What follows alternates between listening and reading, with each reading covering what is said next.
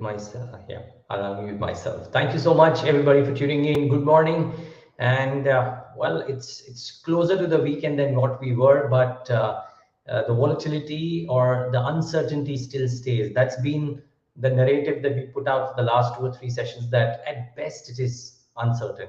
And I think the way the U.S. markets did a bit of a turnaround yesterday and all, and we'll get to that in a bit. First, actually, before I get to that. Since Omicron is top of mind for everybody, there's this wonderful chart in a Bloomberg story which says where all has the Omicron variant been detected and now of course US has detected its first case as well, so that becomes a blue too. But I mean, and you will argue India is not being shown out there, but the larger point is where is it that it is more pronounced?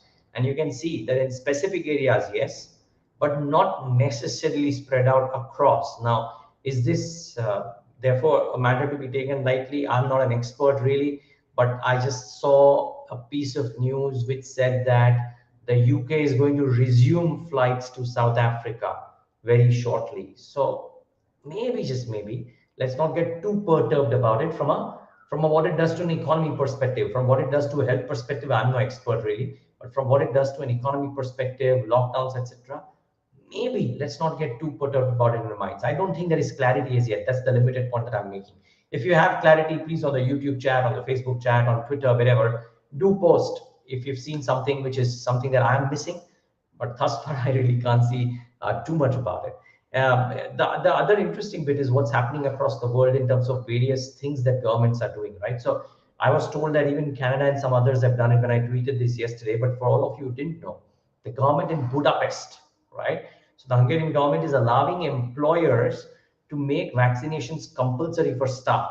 And anyone who does not take the vaccination can be placed on an unpaid leave. We talk a lot about what's happening with regards to rules and regulations in India. Look at what's happening across the world, really. India comes out smelling like roses, to be honest. Nevertheless, so what do the markets do now? There's just a couple of updates that I thought were interesting. We'll try and bring a snippet or two here and there every now and then. What are the markets doing? Well, as you can see, the US markets did a bit of a turnaround, really, and came off in the second half. Now, you can attribute it to various reasons, including what Jay Powell has done, including the Omicron variant or what have you. But certainly there's a bit of a turnaround. And I think to an extent, it will show in what Asia is doing or what the SGX Nifty is doing. I think the SGX Nifty is a good lead indicator today, maybe. Let's bring it up it could well not be, but a lot of, because I think once or twice in the week today, it's failed to be even a lead indicator. Forget what happens during the course of the day. But I think this is probably a good summation of what we could do today at the start. So we'll start off lower, most certainly. The question is, can we build on from there, find some bottoms, or how would it happen? Remember, in the conversation with Gautam Shah, he seemed to suggest that 16,700, and if that is broken all the way to 16,000, let's wait and watch.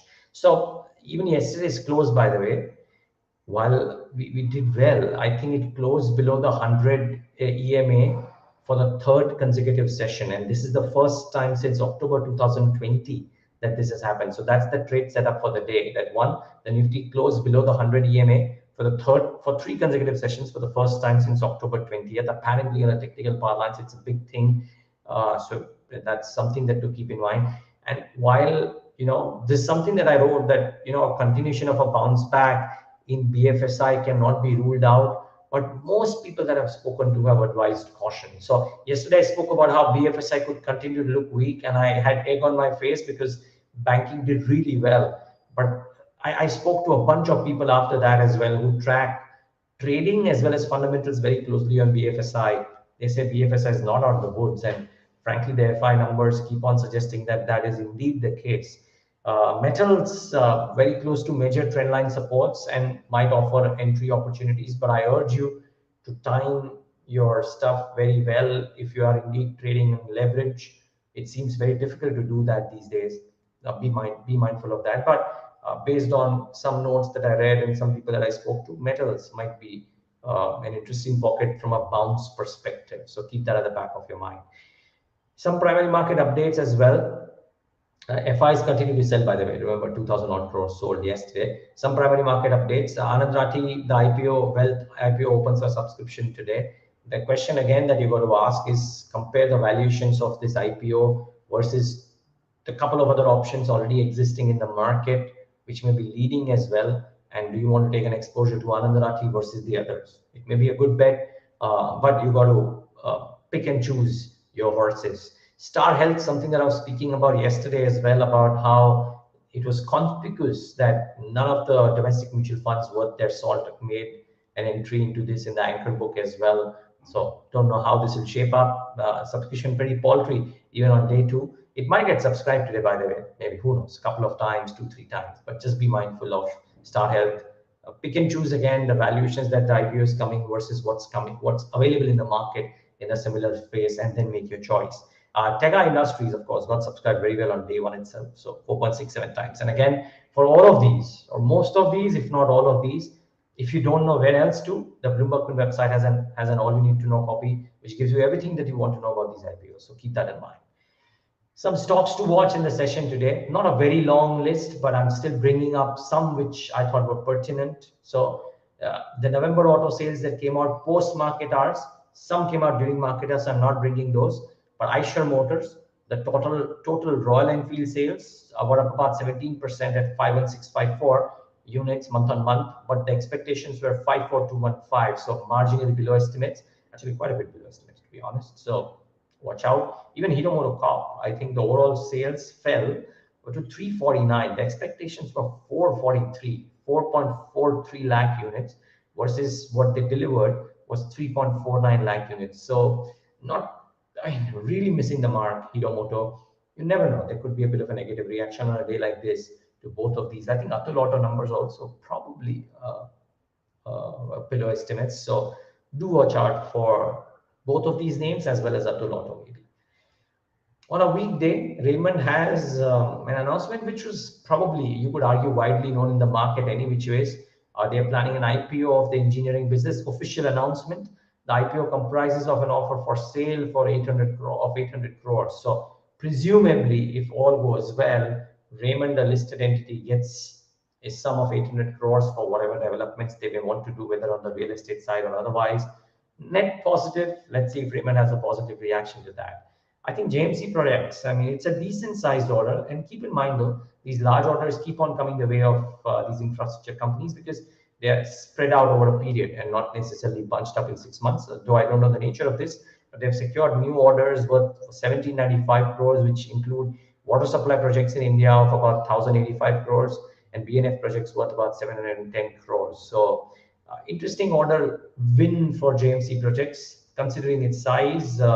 Could be interesting. Maybe the stock reacts positively, so do watch out for this. And rights, it's very interesting. I mean, I don't know if there are some major repercussions for this. It's not like, how do I say, that it's a loss for the company. It is a loss, but it's not a P&L loss or a balance sheet loss per se. But yeah, the news bit as it came out was that the railway ministries informed the company that there are 3 new lines which the company will not be doing. Well, in a lot of PSU companies, people believe that these are the only ones which will do these projects. In Wright's case, the railway ministry is forbidden it from doing 3 projects. The sizes, etc., are not known. I don't even know if this means a very large negative reaction, but if Wright's reacts, you know why this. Don't have a view here, to be very honest. So I'll keep this in mind. Nykaa is the other interesting one.